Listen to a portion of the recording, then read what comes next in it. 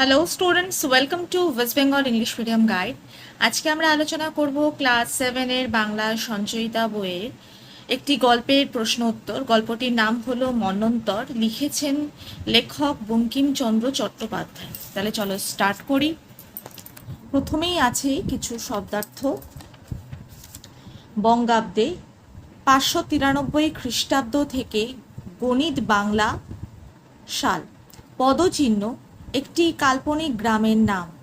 উত্তাপ গরম, প্রখর ভীষণ, পল্লীতে গ্রামেতে, মৃন্ময় মাটি, তন্তুবায় তাঁতি, গৃহ প্রান্তে ঘরের ঘোরের সরি নট ঘোরের ঘরের কোণে, ক্রোড়ে কোলে, গৃহদ্বার ঘরের দরজা, শৈল শিখরবৎ পর্বতের চূড়ার মতো, নিশীথ ফুল্ল কুসুম যুগলবৎ গভীর রাতে প্রস্ফুটিত এক জোড়া ফুলের মতো, দম্পতি স্বামী স্ত্রী, মহার্ঘ চড়া দাম, ক্লেশ কষ্ট, রাজস্ব খাজনা, পৈছা অলঙ্কার বিশেষ, দৌরাত্ম্য অত্যাচার, উপবাস অনাহার, জোত জমা জমি জমা, অনাহারে খাবার না পেয়ে, ওলা ওঠা কলেরা, প্রাদুর্ভাব প্রকোপ।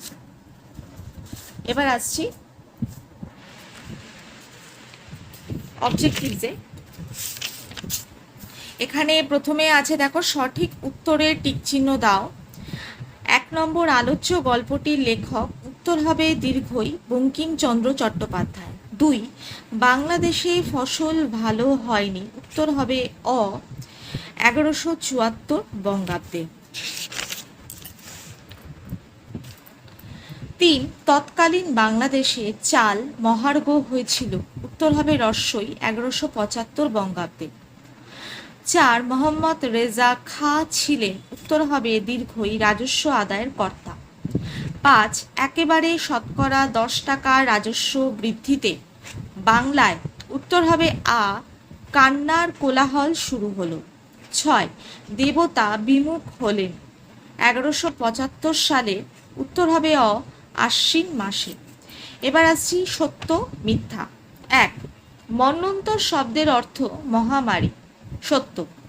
2 রেজা খাঁ একজন বিখ্যাত গায়ক, মিথ্যা। 3 মন্বন্তর গল্পটির লেখক শরৎচন্দ্র চট্টোপাধ্যায়, মিথ্যা। 4 1174 সালে ফসল ভালো উৎপন্ন হয়েছিল, মিথ্যা। 5 1175 সালে বর্ষাকালে বেশ বৃষ্টি হয়েছিল, সত্য। এবার আসছি শূন্যস্থান পূরণ করতে। 1 নম্বর বাজারে দোকান বন্ধ, দোকানদার কোথায় পালিয়েছে, ঠিকানা নাই। 2 রাজস্ব কড়ায় গণ্ডায় বুঝাইয়া দিয়া দরিদ্রেরা এক সন্ধ্যা আহার করিল। 3 লোকে ভাবিল দেবতা বুঝি কৃপা করিলেন।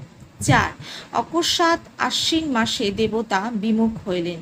5 বাংলায় কান্নার কোলাহল পড়িয়া গেল। 6 কে কাহাকে ভিক্ষা দেয়, কে কাহাকে চিকিৎসা করে। এবার আসছি মিল করো। গ্রীষ্মকাল প্রখর উত্তাপ, সরোবর স্নাতক, গরু গোচারণ, খাদ্যাভাব অনাহার, রেজা খাঁ সরফরাজ। আচ্ছা, এবার আমি শুরু করব কোয়েশ্চেন অ্যান্সার পার্ট। ফার্স্টেই আছে এক কথায় উত্তর দাও। 1 মন্বন্তর কাকে বলে? দুর্ভিক্ষ ও মহামারীকে মন্বন্তর বলে। 2 কোন সালে মন্বন্তর হয়েছিল? 1176 বঙ্গাব্দে মন্বন্তর হয়েছিল। 3 এই প্রবন্ধে কোন গ্রামের মন্বন্তরের বর্ণনা করা হয়েছিল?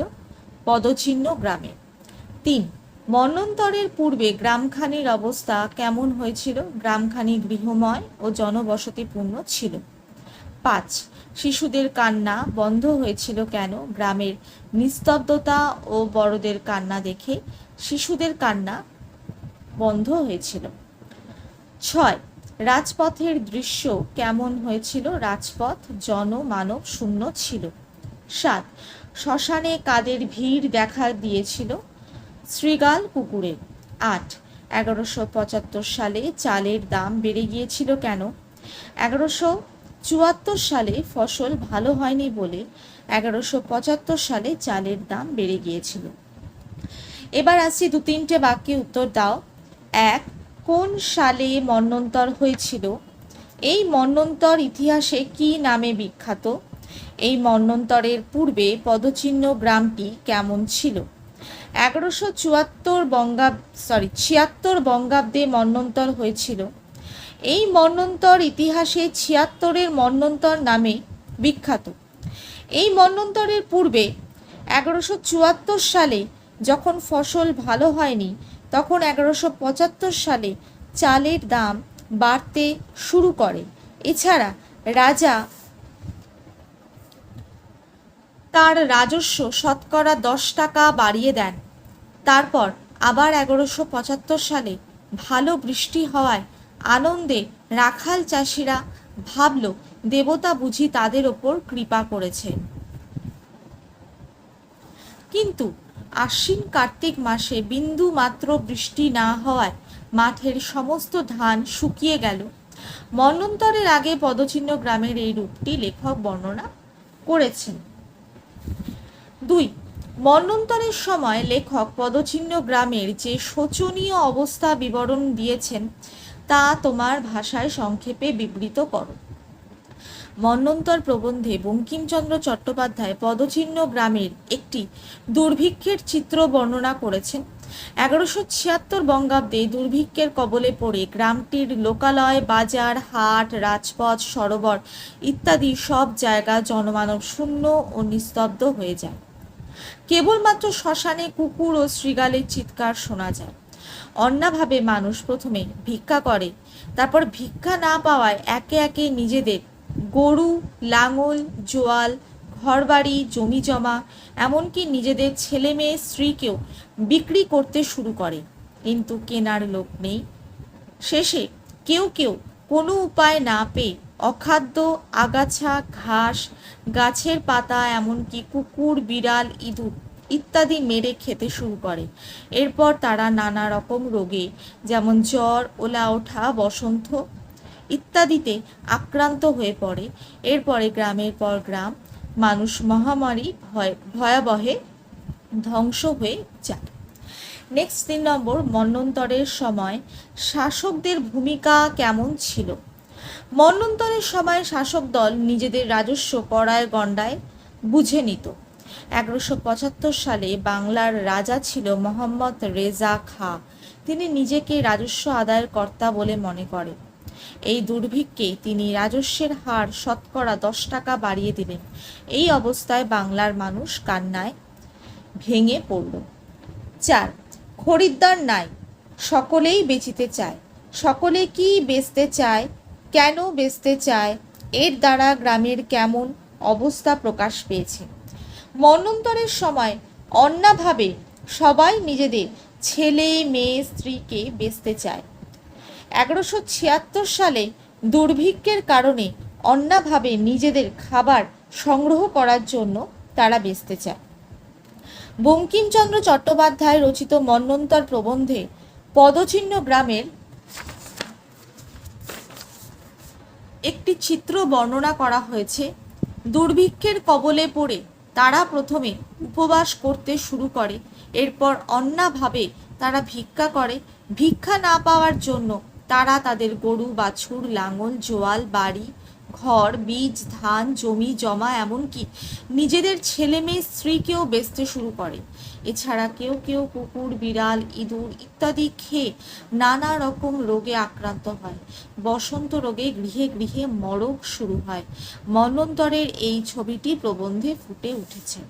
5, অতি রমণীয় বপু অট্টালিকার মধ্যে আপনা আপনি পচে। কি রকমের অট্টালিকা? অট্টালিকার মধ্যে কি পচে, কেন পচে?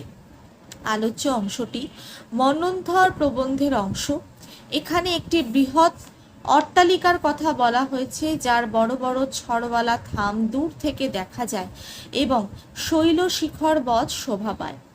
অট্টালিকার মধ্যে অতি রমণীয় বপু আপনা আপনি পড়ে আছে। বসন্ত রোগে আক্রান্ত হয়ে অট্টালিকার সব মানুষ মরে পচে পড়ে আছে। তো শব্দার্থগুলো এখানে আরেকবার আমরা দেখে নিই। মৃন্ময় মাটি, গৃহ প্রান্তে ঘরের কোণে, সরোবর দিঘি, অট্টালিকা বড় বাড়ি, অভ্যন্তরে ভিতরে, মধ্যাহ্নে দুপুরবেলা, মন্বন্তরে দুর্ভিক্ষ ও মহামারী, দৌরাত্ম্য অত্যাচার, প্রাদুর্ভাব প্রকোপ, সমাগম একত্র। নেক্সট আসছি সন্ধি বিচ্ছেদ। মৃন্ময় মৃৎ প্লাস ময়, গৃহারণ্য গৃহ প্লাস অরণ্য, মন্বন্তর মনু প্লাস অন্তর, রোগাক্রান্ত রোগ প্লাস আক্রান্ত, খাদ্যাভাব খাদ্য প্লাস অভাব। লাস্ট পদ পরিবর্তন। উত্তাপ উত্তপ্ত, প্রবল প্রাবল্য, নীরব নীরবতা, মধ্যাহ্ন মধ্যাহ্নতা, দরিদ্র দারিদ্রতা, আনন্দ আনন্দিত, প্রবেশ প্রবেশ্য। ওকে, তো আজকে আমরা আলোচনা করলাম ক্লাস 7-এর সঞ্চয়িতা বইয়ের মন্বন্তর গল্পের প্রশ্নোত্তর। তো আজকে এইটুকুই, আবার ফিরে আসছি নেক্সট একটা ভিডিও নিয়ে। Bye and take care.